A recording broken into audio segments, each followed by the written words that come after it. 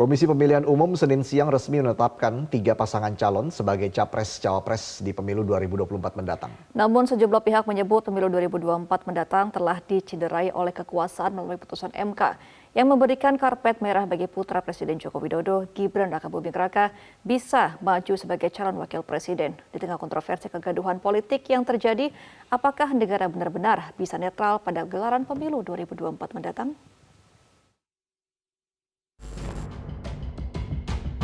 Pesta demokrasi pemilihan umum presiden yang diikuti 3 pasangan calon presiden dan wakil presiden seharusnya menjadi ajang adu gagasan dan program, menjadi ajang kandidasi kepemimpinan yang mencerahkan, bukan memuramkan iklim demokrasi. Tragedi Mahkamah Konstitusi yang telah memberikan karpet merah terhadap putra sulung Presiden Joko Widodo, Gibran Rakabuming Raka, jelas-jelas telah mengkhianati proses demokrasi di negeri ini, telah membuat sejumlah elemen demokrasi kecewa, bahkan marah. Pemilu yang seharusnya sebagai sarana kompetisi yang sehat dan membahagiakan telah tercederai dan malah menjadi ajang pesta demokrasi 5 tahunan yang menakutkan dan menyeramkan. Hal tersebut dikarenakan kekuasaan menggunakan semua kewenangannya untuk memastikan kemenangan bahkan sebelum pemilu dimulai.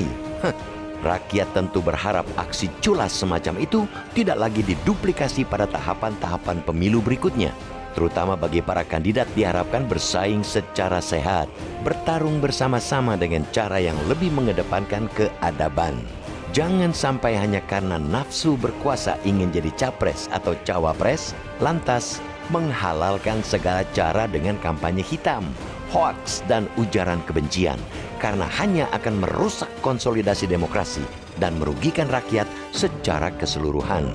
Justru yang harus dilakukan adalah mendidik rakyat agar menghargai perbedaan pilihan politik, agar tidak ada lagi polarisasi bahwa pilihan politik bukanlah alasan untuk saling mencemooh, bermusuhan, apalagi hingga menimbulkan perpecahan.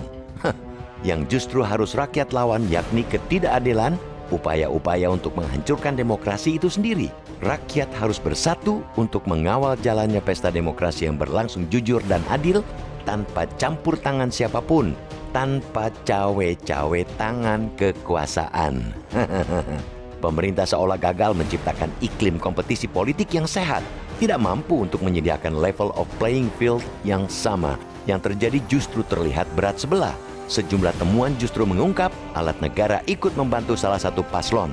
Untuk itulah harapannya bertumpu pada penyelenggara pemilu untuk menegakkan hukum, terutama Badan Pengawas Pemilu untuk bertindak cepat bila ada sesuatu yang bertentangan dengan nilai-nilai keadilan, bertentangan dengan netralitas dan nilai-nilai peradaban demokrasi. Apalagi pasangan calon telah ditetapkan, tidak ada lagi alasan bagi Bawaslu untuk lepas tangan ketika ada pelanggaran seperti selama ini dengan berlindungan pada klausul belum adanya penetapan paslon. Jangan sampai Komisi Pemilihan Umum dan Bawaslu membiarkan semua krisis demokrasi terjadi dan seolah-olah diam membisu.